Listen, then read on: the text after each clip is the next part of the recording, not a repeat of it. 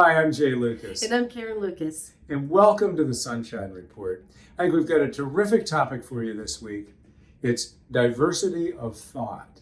So diversity, but really diversity in the sense of having different opinions. I mean, and it really, to me, it's the true element of diversity. We talk a lot about diversity. Sometimes we think about it in what I think are more surface level things. But what we're really trying to get to is bringing a divergent set of opinions, ideas, views, paradigms to a problem, to an issue.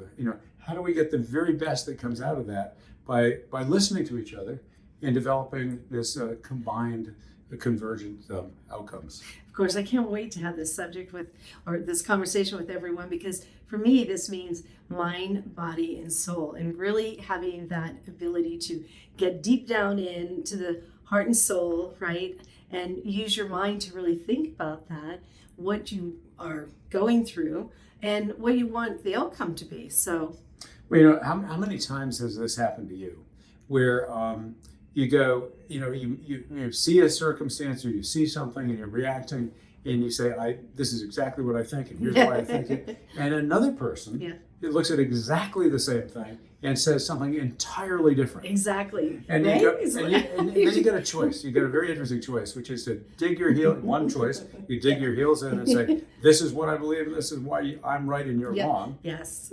Or you have another way, which obviously is probably the better way in most all cases, which is to say, how is it that you come up with that thought process? What is it you're seeing here and kind of why? And I think if we can engage in that kind of conversation, that's how we draw out a true diversity of thought, which is really the diversity that we're seeking. Right, exactly. And again, I think, if we can just take that moment to go through that diversity of thought, it helps us to get to that place where we have a great outcome, Well, it does improve the outcome. Yeah. And it's not just the outcome in that one particular instance. No, of course not. What it does, I think, also is it fosters a deeper relationship. If put yourself in the position of having somebody ask you, how did you come up with that thought process, and really trying to engage at that deeper level. I think that's a profound measure of respect. That someone's giving you the respect at the time to really try to understand you, and I think that fosters a much a stronger bond of relationship. Right. And if you can, really listen, I guess I want to go back to listening, right? Because it's coming from someone's heart, it's coming from someone who's been thoughtful about what they're saying and been able to be mindful as well. So. Yeah, and it's that